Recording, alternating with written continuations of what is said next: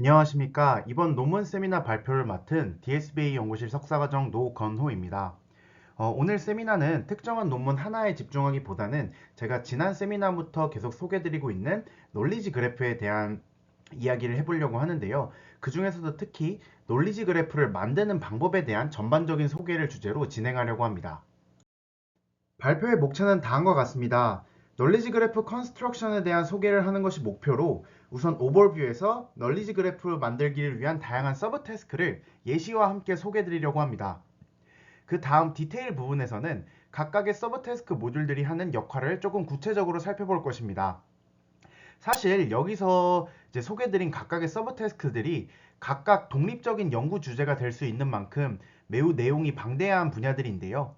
그러나 하나의 세미나로 구성하는 과정에서 많이 간추려졌기 때문에 이번 세미나에서는 구체적인 방법론 자체의 소개보다는 널리지 그래프는 이런 과정을 통해서 만들어지는구나 라고 소개해드리기 위한 세미나라고 이해해 주시면 감사하겠습니다.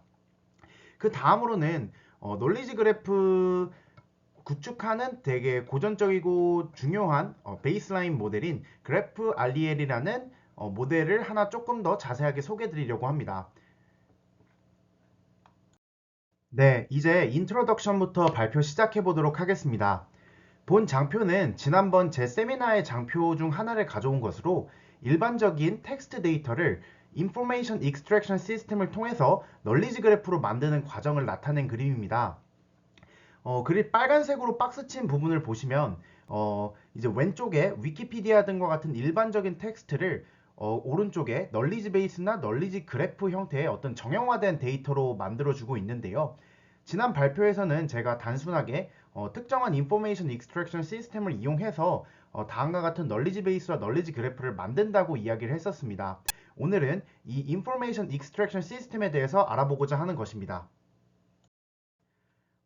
잘 아시겠지만 본격적인 시작에 앞서서 용어도 다시 한번 짚고 넘어가도록 하겠습니다. 본 예시에서 이제 널리지 베이스와 널리지 그래프에 대한 용어를 표현해 놓은 것인데요. 기본적으로 널리지 베이스와 널리지 그래프는 같은 것을 다르게 표현한 것이라고도 생각할 수 있기 때문에 기본적인 노테이션은 모두 동일합니다. 본 예시에서 노건호 제 이름과 DSBA처럼 어떠한 관계의 주체 혹은 객체가 되는 것을 entity라고 이야기를 하면서 하고 주체 객체를 각각 서브젝트, 오브젝트라고 부릅니다. 혹은 그래프적 표현에서는 헤드나 테일이라고도 표현하곤 합니다. 그리고 그 사이의 관계를 여기서 멤버 오브라고 나와 있는 이 관계를 릴레이션이라고 표현하고 있습니다. 추가로 하나의 이 트리플 형태의 정형화된 정보를 팩트라고 부르고 있고요. 그래프에서 엔티티는 노드라고도 불리고 릴레이션은 화살표인 엣지라고도 표현되고 있습니다. 이제 용어들도 다시 복습해 보았으니 본격적으로 널리지 그래프 컨스트럭션의 과정을 스텝 바이 스텝으로 살펴보도록 하겠습니다. 이전 장표에서 단순하게 인포메이션 익스트랙션 시스템이라고 한마디로 넘어갔던 그 널리지 그래프 생성 과정은 사실 다음과 같이 매우 여러 가지 단계의 서브 태스크를 거쳐서 생성이 됩니다. 실제로 저희가 어떠한 목적을 가지고 널리지 그래프를 구축을 하냐에 따라서 특정한 서브 태스크나 모듈들은 사용이 되기도 하고 혹은 아예 별도의 태스크로 활용이 되기도 하는데요. 다음에 제가 가져온 6가지의 서브 태스크들은 제가 관련된 분야를 공부하면서 요 정도 분야들은 전부 한번 짚고 넘어가야 널리지 그래프가 어떻게 만들어지는지를 이해할 수 있겠다라고 한 것을 전부 모아온 것입니다. 색깔을 보시면 제가 특별히 3가지 서브 태스크 같은 경우에는 진한 색으로 표시를 했고 나머지는 흐린 색으로 표시를 했는데요. 진한 색으로 표시한 것 같은 경우가 떠한 목적으로 널리지 그래프를 구축을 하더라도 반드시 포함되는 핵심적인 서브 태스크라고 생각을 해주시면 됩니다. 지금부터 우측에 나와 있는 요 예시 문장 스티브 잡스 앤 스티브 워즈니아 co-founded Apple in 1977 이라는 문장을 가지고 예시를 통해 각각의 서브 태스크의 역할과 과정을 가볍게 살펴보도록 하겠습니다. 첫 번째로 살펴볼 서브 태스크는 Named Entity Recognition입니다. Named Entity Recognition은 NER 태스크로 별도의 태스크로 많이들 알고 계실 텐데요. 본 과정은 과정의 이름에서 바로 나타내듯이 엔티티를 찾아내는 과정입니다. 본 문장에서 예를 들어보면 아까 널리지 베이스나 널리지 그래프에서 어떤 주체는 혹은 객체가 될 수 있는 그러한 부분들을 찾아준다고 생각하시면 되는데요.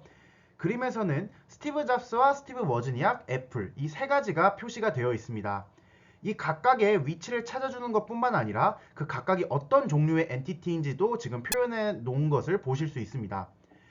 또 특히 제가 뒤쪽에 1977년이라는 숫자는 밑줄을 그어 놨는데 이렇게 표시한 이유는 제가 앞전에도 말씀드렸다시피 널리지 그래프를 구축하는 목적에 따라서 서브 태스크를 조금씩 다르게 활용한다고 말씀드렸는데요. 뒤쪽에 제가 조금 더 구체적인 서브 태스크 설명해서 말씀드리겠지만 1977 같은 이런 숫자나 시간 같은 경우는 널리지 그래프를 만들 때 엔티티로 표시를 하는 경우도 있고 하지 않는 경우도 있어서 제가 이따 설명해 드리기 위해서 표시해 놓은 것입니다. 네, 이렇게 좀 전에 NER 태스크를 통해서 어떠한 관계의 주체나 객체가 될 수 있는 그러한 요소들을 찾았다면 이번에는 그 객체들 사이에 관계를 찾아내야 할 것입니다.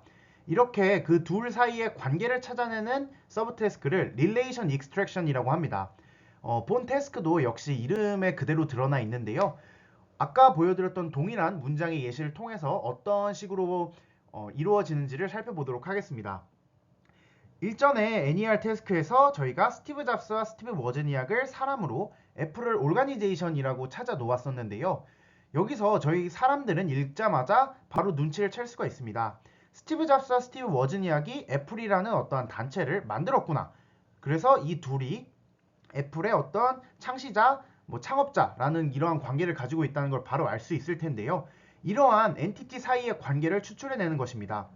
그 결과를 제가 푸른색으로 써 놓았는데 보시면 스티브 잡스와 애플 이 사람과 이 집단 사이에 어떤 파운더라는 관계가 있다 라는 게 나타나 있고 또 마찬가지로 스티브 워즈니악도 애플과 파운더라는 관계를 가지고 있다고 표현이 되어 있습니다. 네임드 엔티티 레코그니션과 릴레이션 익스트랙션을 통해서 얻은 결과를 다시 정리하면 위쪽 보라색과 같은 결과를 얻을 수가 있습니다. 주체와 객체를 찾고 그 사이의 관계를 찾았으니까 제가 처음에 소개드렸던 널리지 베이스나 널리지 그래프의 형태로 바로 표현을 할 수가 있습니다. 보시면 서브젝트, 오브젝트, 서브젝트, 오브젝트 그 사이의 릴레이션의 형태로 우리가 알고 있는 트리플의 형태로 이미 정보를 추출해내는데 성공을 했습니다. 그래서 제가 처음에 이렇게 6가지의 서브 태스크를 널리지 그래프를 만들기 위한 스텝들로 소개를 드렸지만 사실 이 2가지 과정만 거쳐도 이미 제가 처음에 예시로 보여드렸던 널리지 베이스의 형태를 얻을 수가 있습니다. 그래서 이 두 과정을 사실 인포메이션 익스트랙션의 핵심이라고 이야기들을 많이 하고 이 둘만을 인포메이션 익스트랙션이라고 이야기하고 분류하는 경우도 덜어 있습니다. 그리고 또 이 두 과정을 합친 인포메이션 익스트랙션 같은 경우에는 논리지 그래프 분야 이외에도 다양한 NLP 태스크에서도 활용이 되고 있습니다. 제일 핵심적이라고 이야기할 수 있는 2가지 서브 태스크는 종료되었지만 그 다음 서브 태스크들도 계속 예시를 들어보도록 하겠습니다. 제가 다음으로 말씀드린 이벤트 익스트랙션은 사실 제가 소개드리는 6가지 서브 태스크 중에서도 비교적 이제 사용되는 빈도가 적다고 개인적으로는 생각하고 있는데요. 릴레이션 익스트랙션과 비슷한 이름에서 알 수 있듯이 어떠한 엔티티 사이에 릴레이션을 추출하는 게 아니라 어떠한 이벤트를 추출하는 것을 목적으로 하고 있습니다. 가볍게 예시만 보여드리면 위쪽에 보면 이제 스티브 잡스와 스티브 워즈니악이 애플을 창업했다라는 이러한 문장에서 일전의 릴레이션 익스트랙션 같은 경우에는 이 엔티티들인 스티브 잡스와 애플 사이의 관계가 어떠한 창립자다라는 관계를 추출했다고 한다면 이벤트 익스트랙션은 아래에 초록색으로 표시해 놓은 것과 같이 어떠한 오르가니제이션 비즈니스를 이제 스타트했다라는 어떤 창업했다는 이벤트에 주목을 해서 사람 사이의 관계보다는 어떠한 우리가 창업을 했다라는 이벤트를 추출을 하고 거기에 참여자로서 스티브 잡스와 스티브 워즈니악을 추출해내는 이러한 형태입니다. 여기서 이제 오르가니제이션은 애플이라고 따로 엔티티로 표현이 되어 있고요. 이러한 이벤트 익스트랙션 같은 경우도 실제로 활용하는 것에 따라서 형태는 달라질 수 있으니까 이러한 서브 태스크가 무엇을 하는지만 짚고 넘어가시면 될 것 같습니다. 다음으로 소개드릴 엔티티 링킹은 NER을 통해 얻은 엔티티에 대한 추가적인 정보를 얻기 위한 과정입니다. 인포메이션 익스트랙션은 현재의 코퍼스 내에서만 이루어지는 것이기 때문에 당연한 이야기지만 데이터에 없는 정보는 얻어낼 수가 없습니다. 예시의 경우에서는 잡스와 워즈니악이 애플을 창업했다는 그러한 관계는 알아낼 수가 있지만 그들이 어떤 사람인지 애플이 뭐하는 단체인지는 알 수가 없습니다. 이러한 경우 사람들은 어떻게 할까요? 아마 구글링을 하거나 위키피디아에서 관련된 문서를 검색해 볼 것입니다.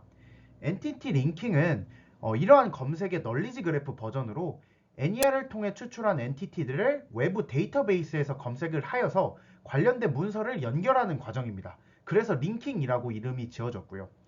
예시의 엔티티들은 매우 유명한 사람과 단체이기 때문에 아래 보이는 위키데이터라는 오픈된 데이터베이스에 이미 각각에 대한 문서가 존재합니다. Q로 시작하는 나열 번호들은 실제로 본 엔티티들을 위키데이터에서 찾았을 때 얻을 수 있는 문서의 번호입니다. 그래서 스티브 워즈니악의 Q483382라는 문서를 실제로 위키데이터에서 검색해보면 위쪽에 보이는 것과 같이 실제로 문서를 찾을 수가 있고, 제가 한 화면만 스크린샷을 찍어와서 잘 안 보이지만 밑에 정말 이 사람에 대한 다양한 양력과 이 사람이 관련된 프로젝트 등과 같은 다양한 정보들을 다 얻을 수가 있습니다. 다음으론 코 레퍼런스 레솔루션에 대해서 말씀드리겠습니다. 본 태스크는 다른 문장들 사이에서 동일한 엔티티를 지칭하는 부분을 찾아주는 것인데요. 예시를 보면 두 개의 문장이 추가되었습니다. 첫 번째 문장에서는 이제 사람들을 스티브 잡스와 스티브 워즈니악이라고 각각의 이름을 통해서 표현을 해 주었지만, 두 번째 문장에서는 데이라는 대명사를 통해서 표현해 주었습니다. 또 첫 번째 문장에서 애플이라고 정확히 표현되어 있던 표현은 마지막 문장에서는 their company라고 전혀 다른 표현으로 지금 나타나고 있습니다. 사람들은 글을 읽으면서 바로 어떠한 표현들이 동일한 엔티티를 지칭하는지를 바로 알 수 있지만 컴퓨터는 그렇지 못하기 때문에 다양한 표현들 사이에서 동일한 객체를 찾아주는 과정을 이제 코 레퍼런스 레솔루션을 통해서 완성을 하게 되는 것입니다. 그래서 코 레퍼런스 레솔루션이 제대로 작동을 하면 다음과 같이 이제 동일한 사람들을 표현하는 건 이제 동일하게 노란색으로 표시돼 있고, 애플 같은 경우에는 이제 파란색, 맥같이 단독인 건 이제 초록색으로 각각 어떤 것이 서로 같은 것인지를 전부 잘 표시를 해줄 수 있게 됩니다. 이러한 과정은 널리지 그래프의 관점에서는 그래프의 멀지라고도 생각할 수 있습니다. 만약에 다르게 표현되어 있는 그러한 엔티티들을 전부 이제 하나로 표현하지 않고 전부 각각의 노드로 그래프상에 표현을 하게 된다면, 정말로 같은 형태로 표현된 엔티티가 아니라면 결국 문장마다 다 새로운 그래프를 그리게 될 것입니다. 그렇게 된다면 결국 정보라는 것이 한 문장의 단위로 어떠한 바운더리를 가지고 갇히게 되고, 실제로 우리가 어떠한 널리지 그래프를 통한 정보의 추론을 하는 데에는 많은 한계가 존재할 것입니다. 지금의 예시를 봐도 스티브 잡스와 워즈니악이 애플을 창업했고 their company가 맥을 출시했다고 이제 우리가 문장에서 정보를 얻었을 때, 만약에 애플과 their company가 같은 것인지 모르면 결국 애플이 맥을 출시했다는 정보조차도 알 수가 없습니다. 그래서 만약에 여기서 이제 코레퍼런스 레솔루션이 제대로 작동을 해서 애플과 their company가 같은 엔티티라는 것을 알게 되면 이 둘을 결국 그래프상에서 하나의 노드로 표현을 하게 되고, 아래에 나타난 것처럼 이제 스티브 잡스, 스티브 워즈니악, 애플 맥이 전부 하나의 커다란 그래프 안에서 표현될 수 있게 됩니다. 이렇게 되면 우리가 실제로 널리지 그래프를 활용을 할 때 정보의 출현 과정이 계속해서 확장되는 멀티홉 문제도 이제 풀어낼 수가 있게 됩니다. 마지막으로 설명드릴 널리지 그래프 컴플리션은 전체의 마지막 과정이기도 하고, 처음에 널리지 그래프 컨스트럭션의 핵심으로 표시한 세 가지 태스크 중에서도 마지막 태스크입니다.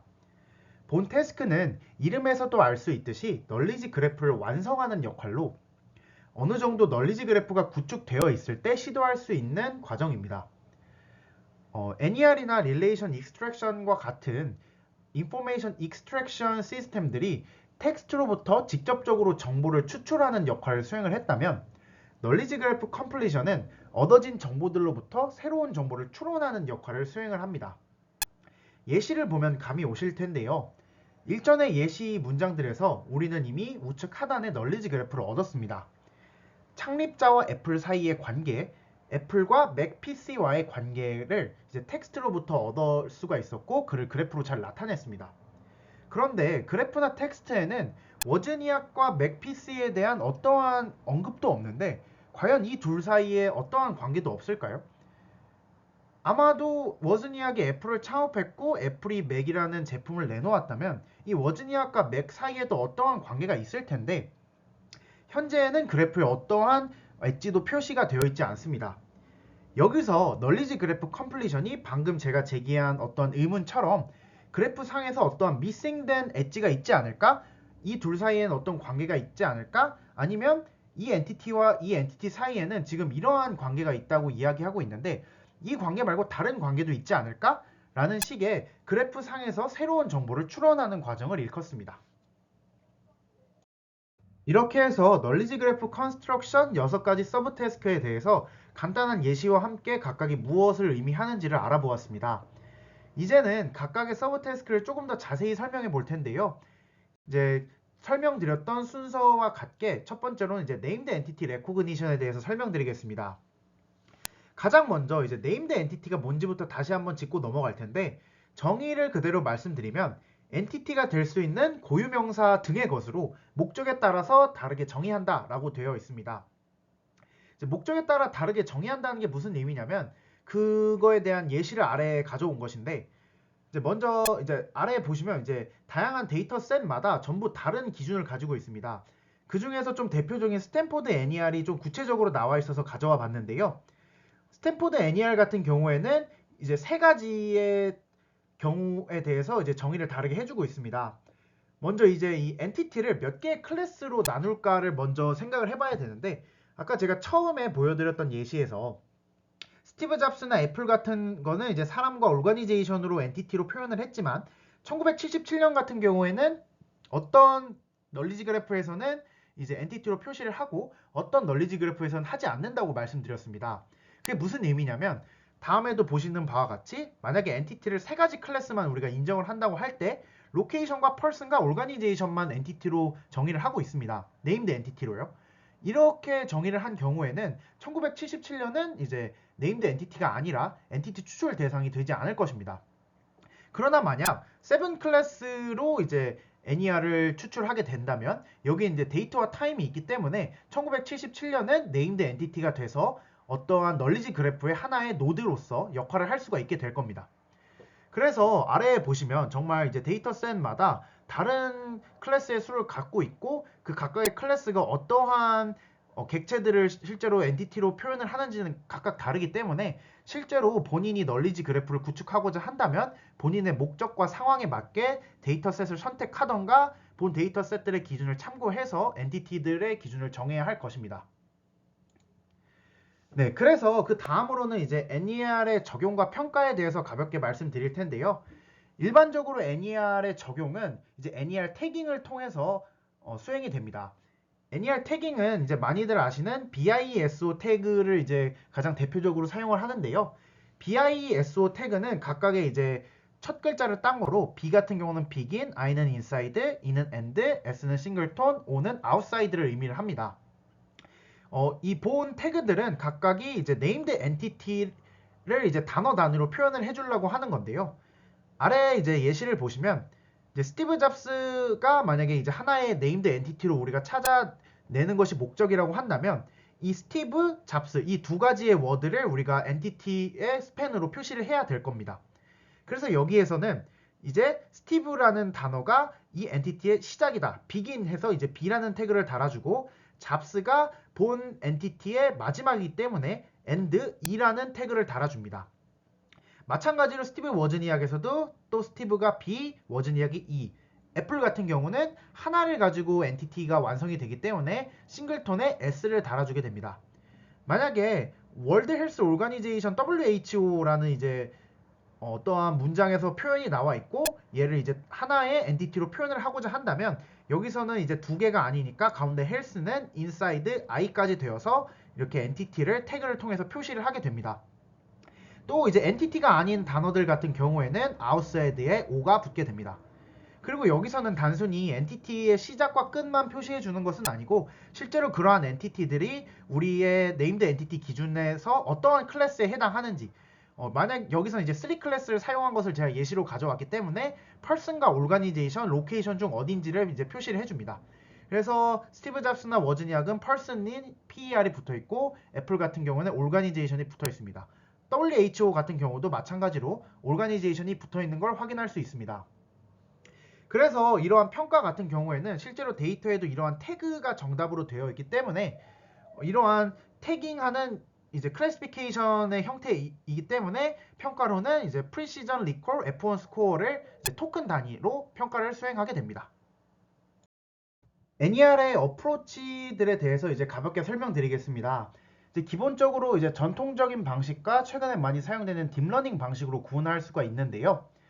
이제 NER을 수행하는 데이터는 일반적으로 텍스트만을 가지고 있는 경우보다는 포스 태깅 정보도 함께 포함되어 있는 경우가 많습니다. 그래서 아래 보여드리는 대부분의 어프로치들의 경우 이제 포스 태깅 정보를 활용한다는 거 한번 짚고 넘어가시면 좋을 것 같습니다.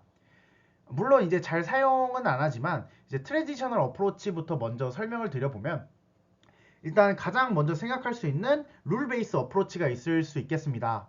이제 만약에 데이터가 정말 한정되어 있거나 아니면 특정한 전문가 도메인이라고 하거나 아니면 이미 구축된 상태에서 특정한 몇 개의 룰만 추가하고자 할 때는 이제 룰 베이스 어프로치를 사용할 수가 있는데요.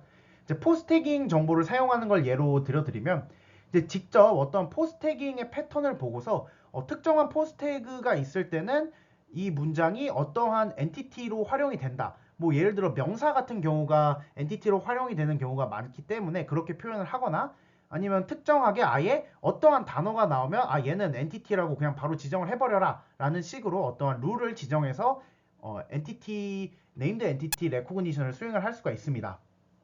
이제 다음으로 전통적인 카운트 방식의 임베딩을 활용할 수가 있는데요. 이제 딥러닝 베이스드가 아니라 이제 카운트 방식의 임베딩들도 이제 기존의 NLP에서 많이 사용이 되어 왔습니다.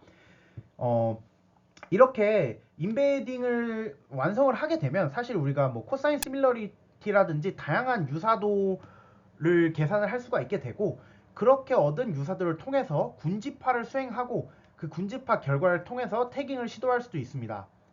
뭐 그 다음으로 이제 슈퍼바이스드 러닝 방식이라고 나와 있는데 이제 슈퍼바이스드 러닝의 방식으로는 이제 각각의 포지션에 대해서 이제 각각의 워드 포지션에 대해서 멀티 클래스 클래시피케이션이나 아니면 시퀀스 라벨링 테스트를 시도해 볼 수가 있습니다. 그러나 역시 최근에는 이제 딥러닝 베이스드 어프로치들이 강세를 보이고 있는데요. 이제 다음 그림에서 정리된 것과 같이 인풋 인베딩, 컨텍스트 인코딩, 태그 디코딩의 과정을 통해서 아웃풋을 산출을 합니다. 그래서 이제 각각에서 활용될 수 있는 데이터 인풋 형태들과 뭐 디코더에서 활용할 수 있는 구조들 같은 거 나타내어져 있으니까 참고하실 분들 참고하면 좋을 것 같고 이제 여기서 예시에서 보여드리는 것과 같이 다양한 딥러닝 모델 구조들이 적용이 가능을 합니다. 이제 우측의 예시를 보면은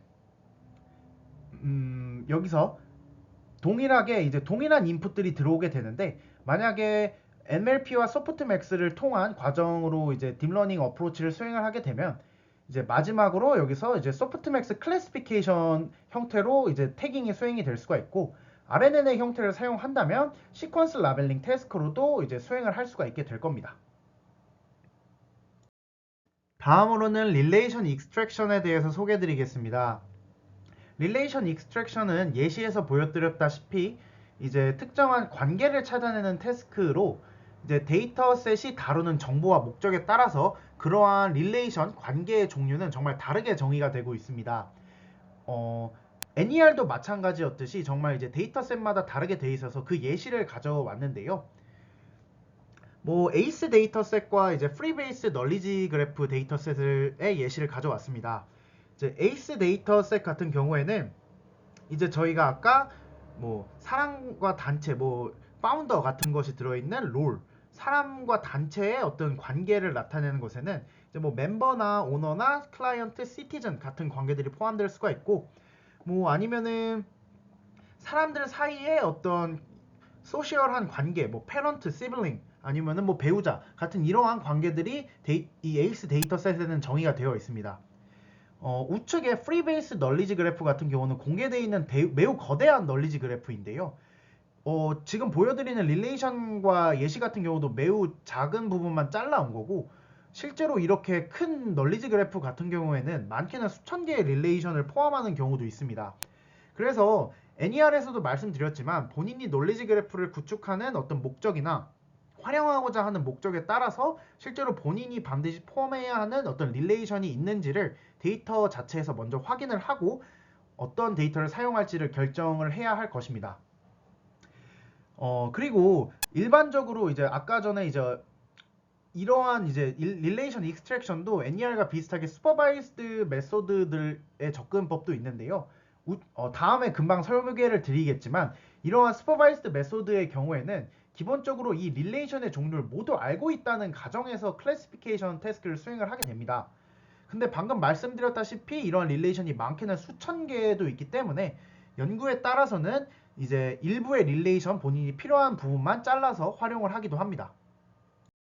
이제 릴레이션 익스트랙션의 어프로치들에 대해서 말씀드리겠습니다. 뭐 이전에는 NER과 릴레이션 익스트랙션이 구분돼서 이제 별개로 태스크로 활용하는 경우도 많았는데 최근에는 NER과 릴레이션 익스트랙션이 한 번에 동작하는 경우가 많습니다. 그래서 제가 설명드리는 어프로치들에서 그 두 가지가 조금 혼용될 수 있다는 점 미리 생각해 주시면 감사하겠고요. 마찬가지로 어떤 전통적인 방식부터 딥러닝 베이스드 방식 순으로 이제 소개를 드려보도록 하겠습니다. 이제 가장 먼저 마찬가지로 이제 가장 쉽게 예시를 들 수 있는 룰 베이스드 릴레이션 익스트랙션이 있습니다. 만약에 아래 보이는 것과 같이 서울 is in Korea라는 문장이 있었고 여기서 이제 서울이 city고 코리아가 country라는 것을 우리가 알 수가 있다면 단순하게 city라는 종류의 엔티티들과 country라는 종류의 엔티티들이 있다면 그 둘 사이의 관계는 아마도 is in일 것이다. 왜냐하면 이 둘이 같은 문장에 나온다면 아마도 이 컨트리 안에 포함되어 있는 시티지 않을까라는 식으로 어떠한 패턴을 통해서 우리가 룰 베이스드로 릴레이션 익스트랙션을 수행할 수 있을 겁니다. 뭐 마찬가지로 이렇게 어떠한 이 엔티티들이 어떠한 클래스인지를 알 필요 없이 그냥 단순하게 어떤 특정한 단어가 오면 바로 어떤 릴레이션을 가지고 있다라고 지정을 해 놓을 수도 있고요.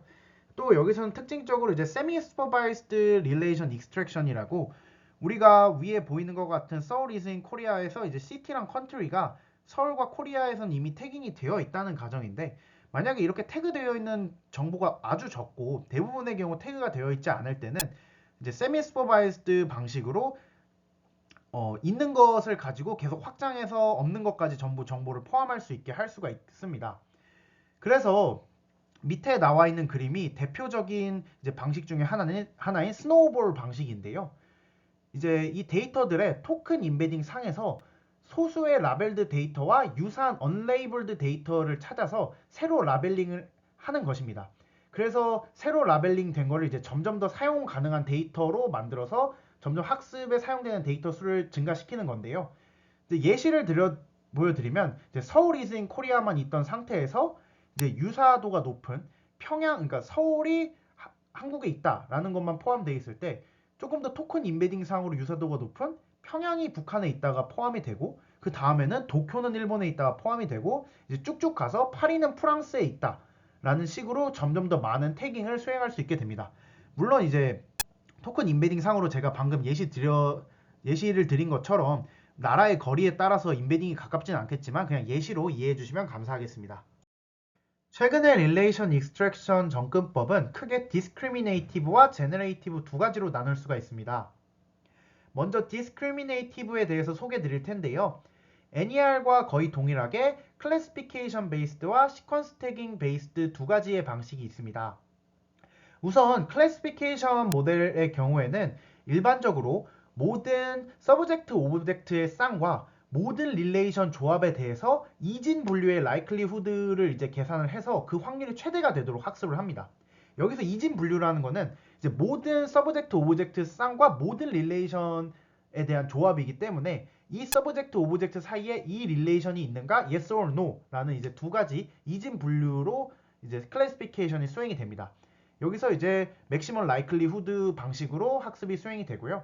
시퀀스 태깅의 경우에는 우측의 예시를 보면 이제 CP가 이제 붉은색의 국가 대통령을 의미를 하고 있는데 이처럼 릴레이션을 포함하는 올바른 NER 릴레이션 익스트랙션 태깅을 수행하는 방법입니다. 뭐 식 같은 경우에는 아래쪽에서 i번째 히든 벡터에 대해서 실제로 확률이 가장 높은 태그를 결정을 하는 방식을 보이고 있습니다. 이제 일반적으로 모두 사전 학습된 랭귀지 모델에 의해서 인코딩이 활용이 되기 때문에 딥러닝 베이스드 방식이라고 볼 수 있겠습니다. 이제 제너레이티브 어프로치에 대해서 말씀드리겠습니다. 방금 직전에 설명드린 디스크리미네이티브 어프로치의 경우에는 이제 물론 사전 학습된 랭귀지 모델을 통해서 토큰을 임베딩을 하기 때문에 우리가 그러한 랭귀지 모델을 활용한다고 이야기를 할 수 있는데, 여기서의 제너레이티브 어프로치 같은 경우에는 아주 직접적으로 시퀀스 투 시퀀스 모델 구조를 통해서 오토 리그레시브하게 서브젝트 릴레이션 오브젝트 쌍 자체를 생성하는 것입니다. 이제 최근에는 랭귀지 모델을 공부하시는 분들이 많아서 오히려 이 과정이 더 익숙하실 수도 있을 텐데요. 예시를 보면 우측의 인풋 텍스트에 대해서 이제 스페셜 토큰들을 포함된 이제 릴레이션 서브젝트 오브젝트 형태의 아웃풋을 얻게 됩니다. 요 이제 스페셜 토큰을 통해서 결국 우리가 서브젝트 릴레이션 오브젝트를 구분하고 있는 요 텍스트를 다시 딜리니얼라이제이션을 해서 트리플 형태의 우리가 널리지 베이스의 형태로 결과를 얻는 과정을 이제 우리가 제너레이티브 어프로치라고 이야기를 하고 있습니다. 그래서 요 식 같은 경우에는 우리가 일반적인 시퀀스 투 시퀀스 모델의 오토리그레시브 생성 과정을 의미한다고 생각을 하시면 되고요. 여기서 이제 시퀀스 투 시퀀스 모델로는 최근에는 이제 T5나 바트와 같은 모델들이 잘 활용이 되고 있습니다. 평가와 같은 경우에도 결국 이제 어프로치들이 NER과 거의 비슷했던 만큼 결국 동일하게 뭐 태그에 대한 클래시피케이션이나 아니면 시퀀스 태깅 방식에 결국 이제 그 태그를 맞추냐 아니냐이기 때문에 결국 이제 프리시전 리콜 F1 스코어로 평가를 수행하게 됩니다. 다음으로 코레퍼런스 레솔루션입니다. 앞전에서 가볍게 설명드렸지만 다시 한번 정의를 말씀드리면 특정한 엔티티를 표현하는 다양한 멘션들을 연결해주는 태스크로 텍스트 내에서 같은 엔티티를 의미하나 다르게 표현된 프레이즈들을 찾아준다 라고 이야기를 하고 있습니다. 여기서 이제 멘션이라는 새로운 용어가 나오는데, 이 멘션이 실제로 어떤 엔티티를 표현하는지가 아니라 실제로 문장상에서 어떻게 표현됐는지의 그 표현 형태를 멘션이라고 이야기하고 있다고 생각해 주시면 됩니다. 결국에는 문장상에서 다르게 표현된 것들인데 같은 거면 연결해 준다 라고 생각하시면 되는데요. 아까도 말씀드렸다시피 현재까지 문장별로 따로 생성된 널리지 그래프를 멀지해주는 역할을 수행을 해줍니다. 그래서 아까 보여드렸던 예시 그대로 가져와서 이제 애플과 their company가 연결된다는 걸 다시 한번 보여드리고요. 실제로 이제 코레퍼런스 레솔루션의 일반적인 과정은 이제 코레퍼런스 레솔루션 자체는 널리지 그래프 이외에서도 사용이 되기 때문에 전체적인 과정은 기본적으로 멘션 디텍션과 멘션 클러스터링 두 가지 과정으로 이루어집니다. 멘션 디텍션이 엔티티를 찾아내는 과정이라고 볼 수 있고, 그리고 그 멘션에 대한 클러스터링이 실제로 어떠한 멘션끼리 같은 건지를 연결해 주는 거라고 보시면 되는데요. 멘션 디텍션 같은 경우는 이제 널리지 그래프 구축 과정에서는 NER 등의 과정에서 이미 수행이 됐다고 생각을 할 수가 있습니다. 그래서 멘션 클러스터링이 무슨 뜻이냐면 이제 멘션들에 대해서 우리가 어떠한 랭귀지 모델을 통해서 임베딩을 얻고 그 임베딩을 클러스터링해서 그 클러스터링 결과의 유사도를 통해서 우리가 비슷한 단어를 찾아내겠다라는 게 기본적인 코레퍼런스 레솔루션의 이제 실행 과정입니다. 그래서 지금은 이제 뭐 일반적인 트렌드와 맞게 이 두 과정이 엔드 투 엔드로 많이 일어나고 있고요. 실제로 우리가 지금도 성능이 좋고 많이 사용되는 게 이제 스팸 버튼입니다. 스팸 버튼을 통해서 이제 텍스트의 임베딩을 산출하고 산출된 엔티티들의 레프레젠테이션을 활용을 해서 클러스터링 하는 것으로 이제 동일한 엔티티를 표현하는 멘션을 탐색을 합니다. 그래서 이제 스팸 버트가 요즘 이제 각광을 받는 이유는 제 생각에는 일반적인 버트와 다르게 스팸 버트 같은 경우는 이제 하나의 엔티티가 하나의 이제 토큰이 아니라 여러 개의 토큰인 경우도 이제 상정을 하고 구축된 이제 랭귀지 모델이기 때문에 높은 성능을 보이는 것으로 예상이 되고요. 그리고 본 과정 같은 경우에서도 결국에는 이제 같은 것을 찾았냐 아니냐이기 때문에 아까 전과 비슷하게 결국 프리시전 리콜 F1 스코어를 활용을 하게 됩니다. 조금 특이한 것은 이제 상황에 따라 기준이 다른 이제 네 가지 이 아래 나온 네 가지 모두 전부 F1 스코어를 추출하는 방법인데 조금씩 기준이 다릅니다. 이게 각각이 어떻게 다른지 가볍게만 말씀을 드리면 이제 어떠한 것은 엔티티 기준으로 F1 스코어를 이제 측정을 하고 어떤 것은 이제 멘션 기반으로 F1 스코어를 측정을 합니다. 그래서 이제 분모가 이제 엔티티 기반이면 애플과 대열 컴퍼니가 전부 하나로 쳐서 얘네들 중에 몇 개를 맞췄냐가 되는 거고, 멘션 기반이라는 거는 이제 애플 대열 컴퍼니가 별도의 기준이 돼서 F1을 계산한다고 보시면 됩니다.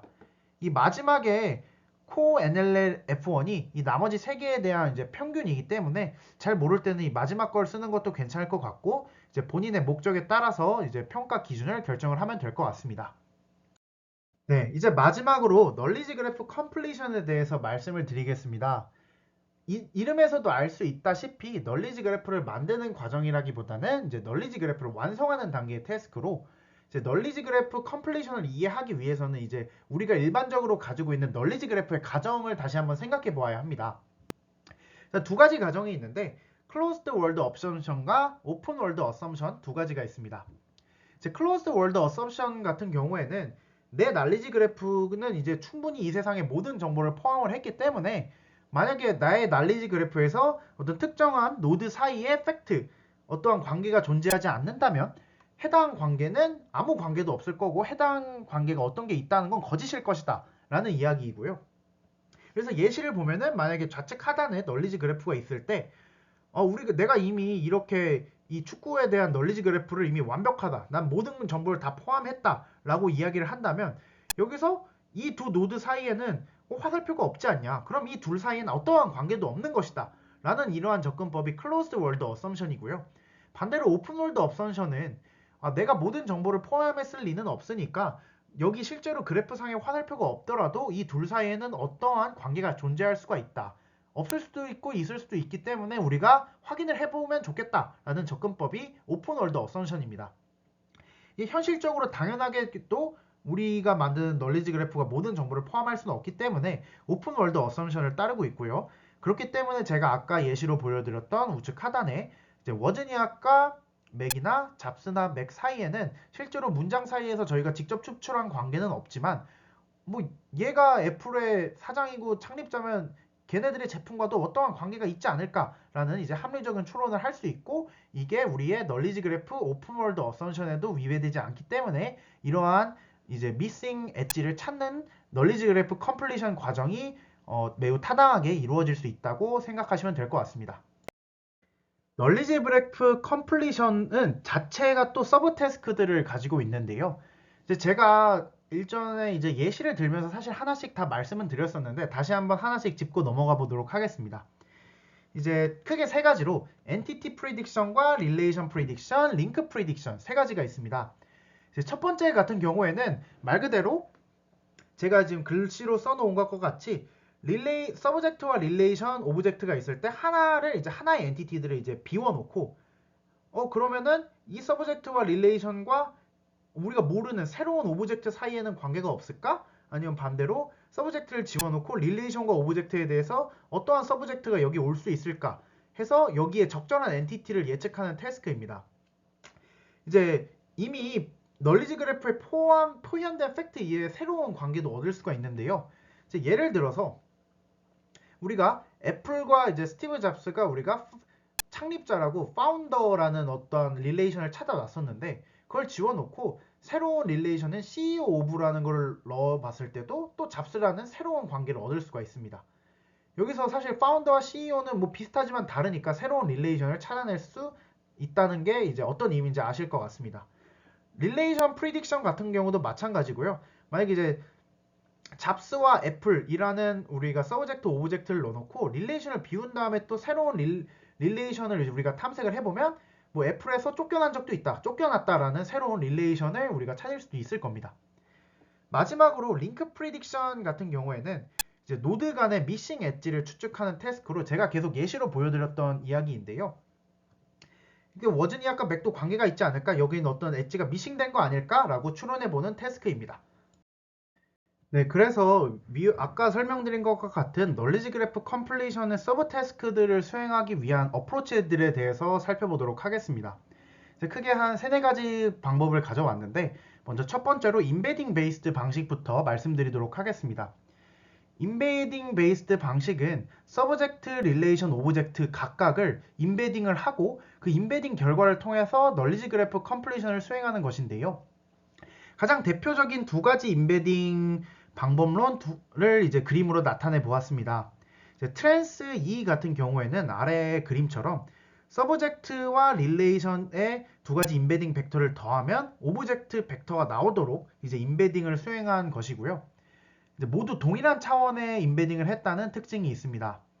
트랜스 R 같은 방법론은 이제 엔티티와 릴레이션이 이제 서로 다른 특징을 가지고 있으니까 그 둘은 서로 다른 차원의 인베딩을 하고, 만약에 그 셋을 모두 하나의 차원으로 이제 프로젝션을 했다고 하면 트랜스 E와 마찬가지로 서브젝트와 릴레이션을 더하면 오브젝트가 나올 수 있도록 인베딩을 수행하는 것입니다. 이렇게 인베딩이 잘 수행이 됐다고 한다면 인베딩을 기준으로 엔티티, 릴레이션, 링크 프리딕션 후보들의 이제 스코어를 다 산출을 할 수 있게 될 거고, 얘가 이 서브젝트와 릴레이션을 더한 위치에 이제 가까이 있는 새로운 오브젝트들 후보를 뭐 랭크를 하든 이런 식으로 스코어를 산출을 할 수 있게 되니까 그 랭크에 따라서 아웃풋을 산출해서 널리지 그래프 컴플리션을 수행할 수가 있게 됩니다. 이제 그 다음으로는 링크 패스 리즈닝이라는 또 접근법이 있는데요. 일반적으로 널리지 그래프에서는 컴포지션 릴레이션이 성립한다고 가정을 합니다. 이제 컴포지션 릴레이션은 우측에 보이는 것과 같이 만약에 x, y가 r1이라는 관계로 이어져 있고 y와 z가 r2라는 관계로 이어져 있다면 뭐 3단 논법처럼 이 y가 연결이 돼 있으면 x와 z도 무언가 다른 관계지만 연결이 돼 있지 않겠냐라는 가정입니다. 그래서 결국 워즈니악과 맥도 어떠한 새로운 관계로 연결돼 있지 않겠냐라고 이야기를 하는 겁니다. 그래서 우측은 일반적인 방법론의 개요를 그림으로 나타낸 것인데요. 그래서 이것을 보면은 이제 멀티 호브로 여러 가지 엔티티를 거쳐서 우리가 추론을 수행을 할 때 릴레이션 사이에서 적정한 컴포지션 결합을 통하면은 새로 얻은 엔티티 사이의 릴레이션도 얻어낼 수가 있다라고 이야기를 하는 겁니다. 조금 더 자세히 말씀드리면 이제 엔티티 1과 2 사이에 R1이라는, 엔티티 2와 엔티티 3 사이에 R2라는 관계가 있다고 했을 때 여기에서 이제 컴포지션 릴레이션이 성립을 하기 때문에 E1과 E3도 관계를 가질 것이고, 그렇다면 이 둘 사이의 관계인 R'은 R1과 R2를 적정하게 조합한 것을 통해서 이 둘 사이의 관계를 얻을 수 있다. 그리고 이걸 한 번 더 반복해서 E1과 E4 같은 경우도 이제 모든 이제 릴레이션들을 잘 컴포지션한 요 새로운 R 틸다로 E1과 E4 사이의 관계를 찾을 수가 있다라고 하는 것입니다. 그래서 방금도 말씀드렸다시피 이러한 과정을 통해서 이제 멀티홉으로 이제 더 복잡한 과정을 추론해 나갈 수 있는 겁니다. 그래서 이렇게 이제 가장 또 예시를 간단하게 들어보면 여기서는 이제 단순하게 이 릴레이션들의 합을 통해서 새로운 컴포지션 된 릴레이션을 계산한다고도 생각을 할 수 있고, 그래서 이걸 합하느냐 아니면 뭐 가중합을 하느냐 식과 같은 다양한 각각 구체적인 방법에 따라서 구체적인 방법론이 달라진다고 생각을 해주시면 될 것 같습니다. 그래서 이러한 과정 같은 경우에는 사실 실제로 모든 것을 직접 수행해 볼 수는 없으니까 이제 랜덤 워크 인퍼런스라고 해서 실제로는 이제 자동으로 무작위로 조금씩 확장해 나가면서 새로운 그 릴레이션을 찾는 패스 파인딩을 하는 태스크로 이제 많이들 수행을 하고 있다고 합니다. 다음으로 이제 룰 베이스드 방식도 있는데요. 헤드에서 이제 바디에서 헤드로 가는 어떤 로지컬 룰을 통해서 새로운 릴레이션을 탐색하는 방식입니다. 요 과정 같은 경우에 이제 조금 특이해서 예시를 설명드리면 이제 다음에 나와 있는 것과 같이 만약에 X가 Y라는 자식을 갖고 있고 Y가 성별이 남자라면, 그렇다면 결국에 자식인데 성별이 남자면은 결국 이제 Y는 X의 아들이지 않겠느냐라는 식으로 어떠한 논리적 추론을 통해서 새로운 릴레이션을 탐색하는 과정입니다. 그래서 이렇게 이제 룰을 찾는 거는 이제 룰 마이닝 툴이라고 또 별도의 연구 태스크들이 있고요. 이제 우측의 경우가 이제 이 KALE의 그림을 나타낸 것입니다. 이제 여기서도 결국에는 서브젝트 더하기 릴레이션이 오브젝트라는 가정을 가지고 각각의 인베딩을 이제 더하고 빼서 이 논리적인 어떠한 관계만을 남겨놓고 그 논리적인 관계들 사이에 이제 로직 커넥티비티가 뭐 AND나 OR나 NOT 같은 이러한 논리적 연산을 수행을 하게 돼서 결국 걔가 실제로 참인지 거짓인지 이런 식으로 룰을 찾아내는 과정을 의미한다고 합니다. 그리고 마지막으로 또 트리플 클래시피케이션 베이스드는 이제 GNN 등을 활용해서 임베딩을 기준으로 이제 특정한 팩트의 임베딩을 계산을 하게 돼서 그것이 이제 참인지 거짓인지 클래시피케이션을 통해서 이진 분류를 수행하는, 오히려 이 마지막에 설명드린 게 조금 더 일반적인 방식도 이제 접근법으로 많이 활용이 되고 있습니다. 이렇게 해서 널리지 그래프를 만드는 전체 과정을 이제 다 살펴보았습니다. 이제 구체적인 방법들을 소개시켜 드리지 못하고 너무 훑어가는 식으로 해서 조금 아쉬움이 남는데요. 그래도 이제 전체적으로 널리지 그래프를 어떻게 만드는지 감은 오셨을 거라고 생각을 합니다. 그래서 이제는 엔티티 익스트랙션과 릴레이션 익스트랙션을 함께 수행하는 방법론 중에서 주요한 베이스라인인 그래프 알리에를 소개하면서 마무리해 보려고 합니다. 이제 본 논문은 ACL 2019에 게재된 논문으로 현재까지 246번 인용이 되고 있습니다. 인용수가 많은 유의미한 논문이나 2019년의 논문으로 성능 자체가 그렇게 최근 모델에 비해서 높지는 않은데요. 그러나 당시로서는 이제 생소했던 엔티티 디스커버리와 인포메이션 익스트랙션 한 번에 수행한 초창기의 논문이고, 제가 최근에 관심을 가지고 있는 그래프를 사용한 NLP 방법론이기 때문에 특별히 추가로 소개해 보려고 합니다. 네, 본격적인 방법론 소개에 앞서서 당시의 백그라운드에 대해서 말씀드리겠습니다. 뭐 방금 전에 논문 제목을 말씀드리면서 대부분 설명드렸는데요. 본 논문은 2019년의 논문으로 릴레이션 익스트랙션 방법론에 이제 막 딥러닝 기법이 이제 막 적용되던 시기입니다. 그리고 아직 많은 방법론들이 엔티티 추출과 릴레이션 추출을 별도로 수행을 하던 시기였고, 또 그러한 과정에서 릴레이션 간의 관계가 아직 많이 고려되고 있지 않았습니다. 여기서 말하는 릴레이션 간의 관계가 엔티티 오버랩이라는 것인데, 이게 뭐냐면 이제 특정한 팩트들 사이에서 엔티티들이 겹치는 경우를 의미합니다. 그래서 릴레이션이 다른데 엔티티가 겹치는 상황이 크게 두 가지가 있는데, 이제 엔티티가 서브젝트 오브젝트가 둘 다 겹치는 경우나 아니면 그 중에 하나만 겹치는 경우가 있을 겁니다. 그래서 둘 다 겹치는 EPO 같은 경우에는 이제 오바마가 미국의 대통령이다, 그리고 오바마가 미국을 통치하고 있다 라고 하는 두 개의 팩트들이 있을 수가 있고, 이 둘 사이는 사실 다른 릴레이션이지만 충분히 둘 사이에 추론이 가능한 상황입니다. 대통령이면 당연히 이제 뭐 정치를 하고 있을 테니까. 또 이제 SEO 같은 경우에는 오바마가 화이트하우스에 살고 화이트하우스는 미국의 대통령이 사는 곳이다 라고 하면은 이 밑에 두 가지 팩트를 보면은 오바마가 그럼 미국의 대통령이겠네 라는 것도 또 추론해 볼 수가 있습니다. 그래서 앞선 예시들처럼 릴레이션 사이의 관계는 서로를 추론할 수 있을 만큼 강력하니까 엔티티와 릴레이션 사이의 관계를 활용해서 모델링을 해야 한다는 것이 이제 본 논문이 그때 당시에 선행된 연구들이 부족하다고 지적한 부분이면서 본인들이 이제 개선한 모티베이션이 되겠습니다. 그래서 좀 전에 말씀드렸던 그런 백그라운드의 문제점들을 다음과 같은 방식으로 해결을 했는데요. 이제 엔티티와 릴레이션 익스트랙션의 딥러닝 모델을 적용했습니다.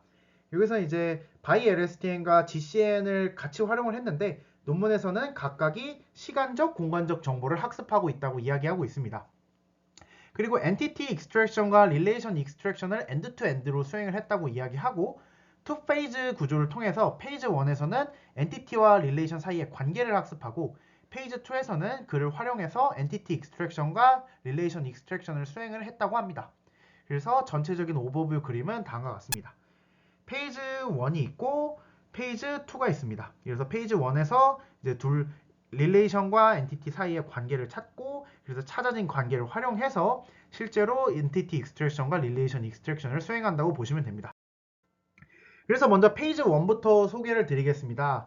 페이지 1의 인풋 데이터는 포스트 태깅이 포함된 데이터고, 한 문장씩 텍스트로 인풋을 수행을 하게 됩니다.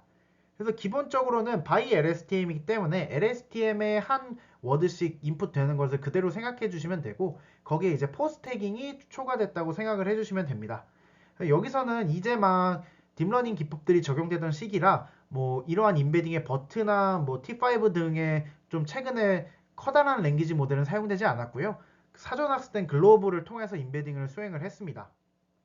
그래서 이제 여기에 이제 인베딩이 됐다는 의미이고, 각각의 워드들의 인베딩과 이제 포스트태깅의 인베딩을 이제 컨캐티네이션 해서 각각 시점에 이제 LSTM의 히든 레프레젠테이션으로 인풋을 하게 됩니다.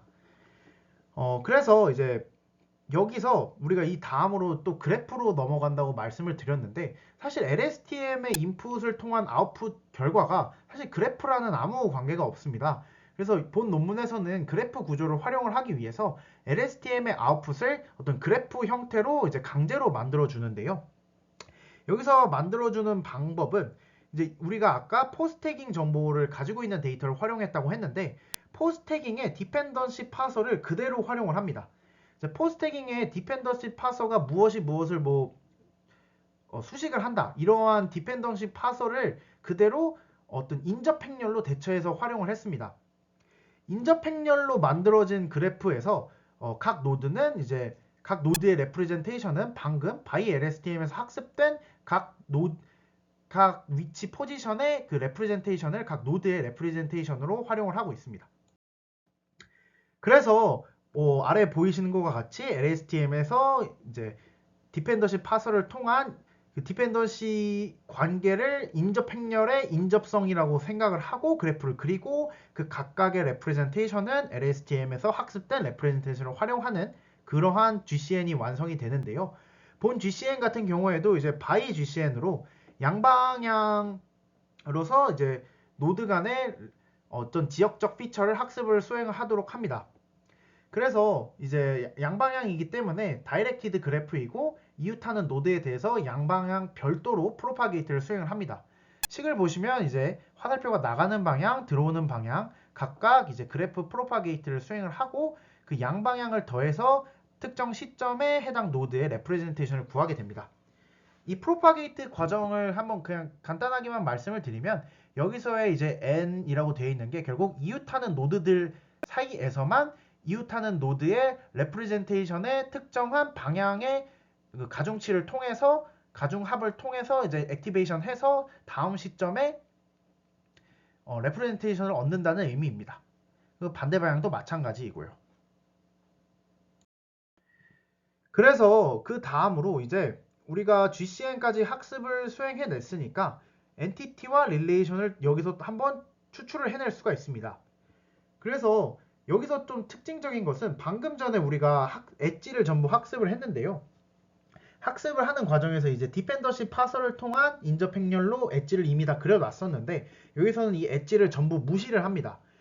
사실 왜냐하면 생각해보면 이 엣지는 결국 디펜던시 파서에서 말한 수식 관계이기 때문에 이걸 그대로 활용을 하면은 새로운 엔티티나 릴레이션이 추출되는 게 아니라 그냥 간단하게 어떻게 디펜던시 파서가 연결이 되어 있는지만 다시 재생산을 하는 거기 때문에 그걸 전부 제외하고 그걸 통해서 얻은 레프레젠테이션만을 통해서 엔티티와 릴레이션을 추출을 합니다. 이제 모든 단어와 모든 쌍에 대해서 결국 모든 조합을 시도를 해보는 건데, 이제 모든 단어에 대해서는 원레이어 LSTM을 통해서 엔티티 클래시피케이션을 수행을 합니다.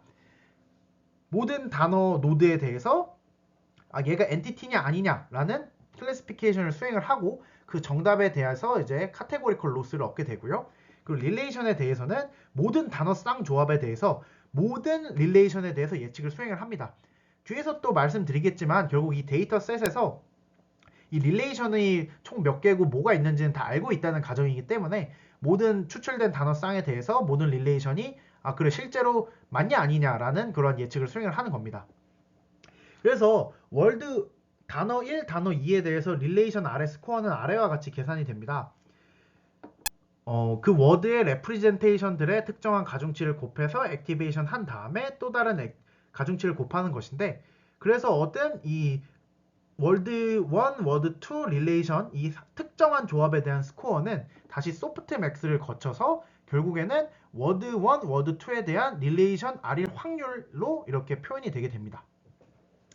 결국에는 이제 모든 조합에 대해서 다 있는 거기 때문에 단어의 모든 단어 조합 개수 곱하기 릴레이션의 종류만큼의 이 확률 값이 나오게 되고, 결국 이렇게 각각을 다 분리해 놨으니까 정답이 이 모든 조합에 대해서 원합 벡터로 정답이 주어져서 이 원합 벡터에 대한 또 카테고리컬 로스로 계산이 수행되게 됩니다.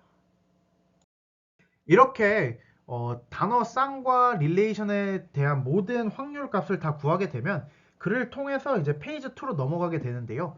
페이지 2에서는 방금 전에 얻은 단어 쌍과 릴레이션 사이의 확률을 엔티티와 릴레이션 사이의 어떤 관계로 활용을 해서 이를 활용해서 이제 엔티티와 릴레이션을 추출하는 과정을 실제로 수행을 하게 됩니다.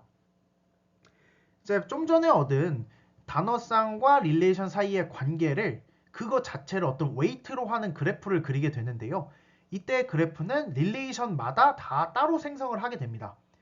만약에 릴레이션이 두 개가 있는 예시를 들어보면 아래의 그림과 같이 이제 만약에 릴레이션이 from과 ally가 있다고 한다면 그 두 가지와 관계가 없다는 총 세 가지의 그래프를 그리게 되는데 만약에 이제 이 초록색과 파란색이 word 1, word 2, w1, w2라고 한다면 word 1과 word 2 사이에 from이라는 관계를 가질 확률은 0.2, ally의 확률은 0.5, 아무 관계도 없을 확률은 0.3 이런 식으로 우리가 실제로 페이지 1에서 얻은 모든 정보들을 각각 릴레이션마다 그래프를 그리게 되는 것입니다.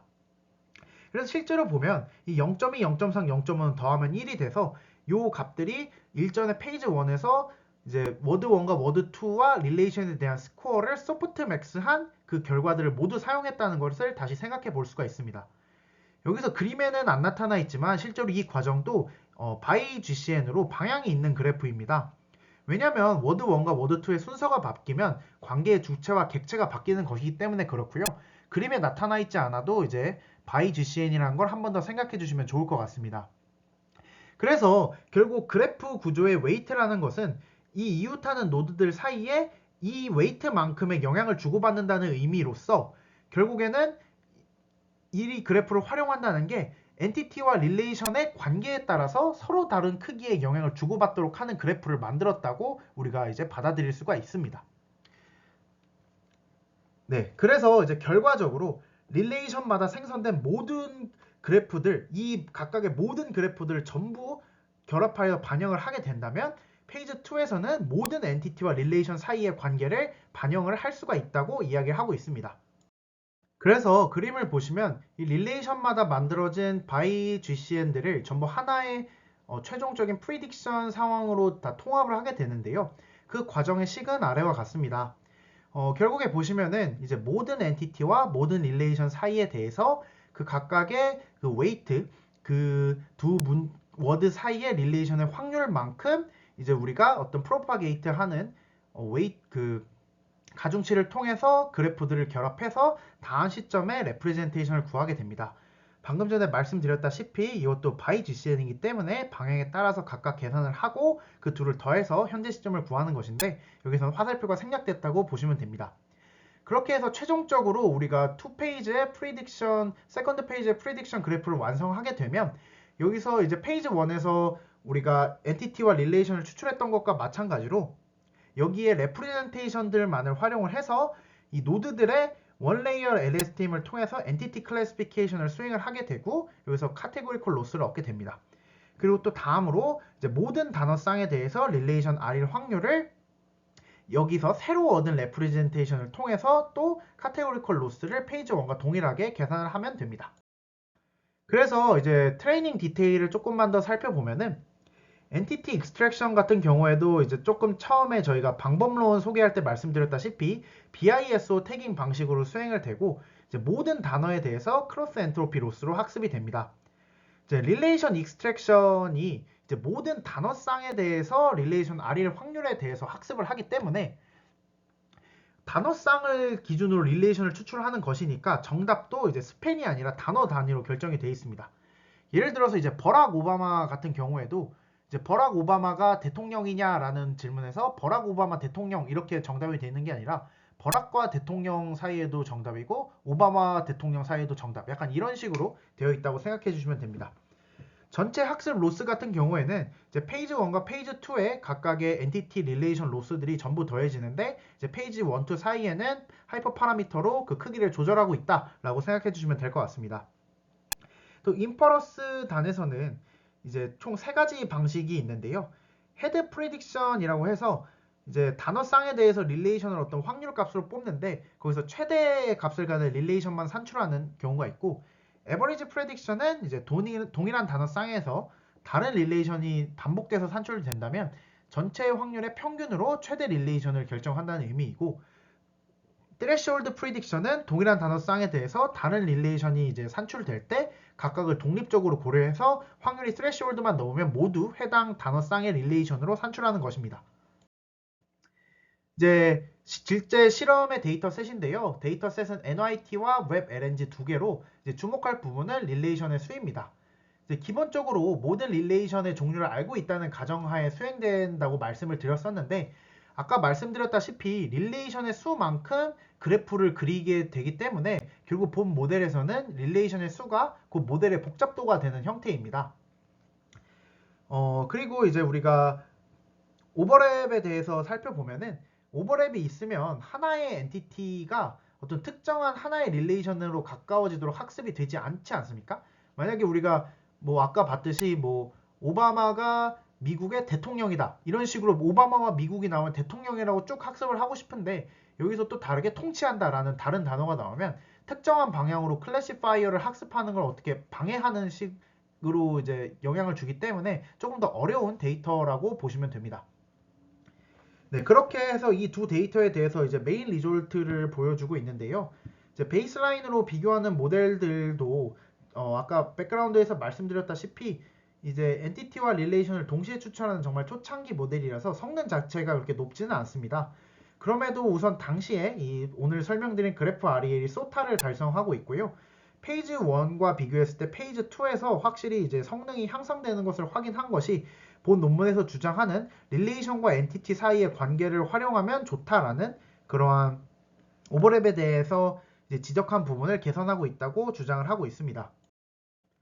이제 그 다음으로 이제 오버랩에 대해서 특정하게 컴프레이션 리졸트를 따로 보여주고 있는데, 이제 모든 릴레이션과 엔티티 쌍에 대해서 예측을 수행을 합니다. 그래프 RE에서는 아까도 말씀드렸다시피 모든 워드 1, 워드 2에 대해서 모든 릴레이션에 대해서 예측을 수행을 하니까 결국에는 이제 오버랩이 있다고 하더라도 뭐 특정한 예측을 수행하지 않는 게 아니라 뭐가 나오든 말든 결국 다 수행을 하니까 본인들의 모델 같은 경우에는 오버랩에 대한 성능 하락이 적다고 주장을 하고 있습니다. 그러나 이제 성능 향상 폭을 보면은 노멀 클래스일 때에 비해서 실제로 오버랩이 발생했을 때 다른 모델들에 비해서 그렇게 성능이 많이 향상되고 있지 않기 때문에 해당 결론을 내릴 정도는 조금 성급하지 않았나라는 생각도 들긴 합니다. 그리고 마지막으로 인퍼런스 컴프레션 리졸트인데요. 일전에 이제 인퍼런스를 이제 헤드만 하거나 스레시홀드로 하거나 에버리지로 하는 세 가지 방식이 있다고 말씀을 드렸었는데, 이제 스레시홀드가 0.0에서 0.4 구간에서 프리시전과 리콜 사이에 이제 트레이드 오프가 이제 뭐 조절이 되고 있는 걸 확인했으니까 본인의 목적에 따라서 이제 트레시홀드 기법으로 실제로 적당하게 조정해서 활용을 할 수 있다는 결론 정도 얻을 수 있을 것 같습니다. 그리고 이제 정리를 해보면서 오피니언을 말씀을 드리면, 이제 실제로 우측이 최근에 이제 다양한 최근 이제 뭐 올해나 작년까지의 모델들까지 전부 포함된 성능표인데요. 이제 그래프 REL 같은 경우에는 최근 모델들이 거의 90% 이상을 달성하는 것에 비하면 성능이 많이 떨어집니다. 딴 데는 90점인데 여기는 아직 60점대니까요. 물론 초창기 모델이기도 하지만 여기서 제가 주목한 부분은 본 모델이 이제 엔티티 레코그니션과 릴레이션 익스트랙션을 동시에 수행을 한 최종 결과인데, 사실 그래프 REL 같은 경우에도 엔티티 레코그니션 부분만 보면 사실 성능이 거의 90%에 육박을 하고 있습니다.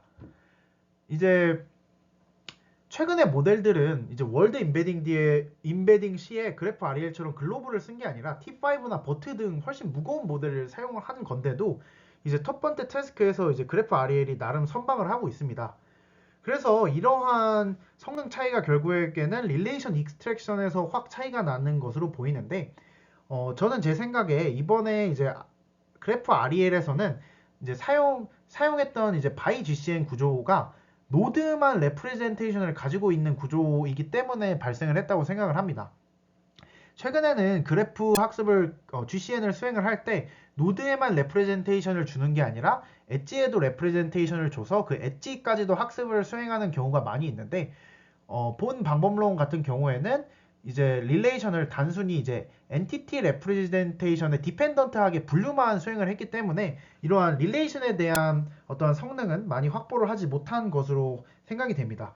그래서 만약에 여기서 그래프 구조를 엣지까지 학습을 하게 된다면 과거의 모델임에도 나름 최근의 모델들처럼 성능이 많이 향상될 수 있지 않을까라고 생각을 해보았습니다. 마지막으로 컨클루전입니다.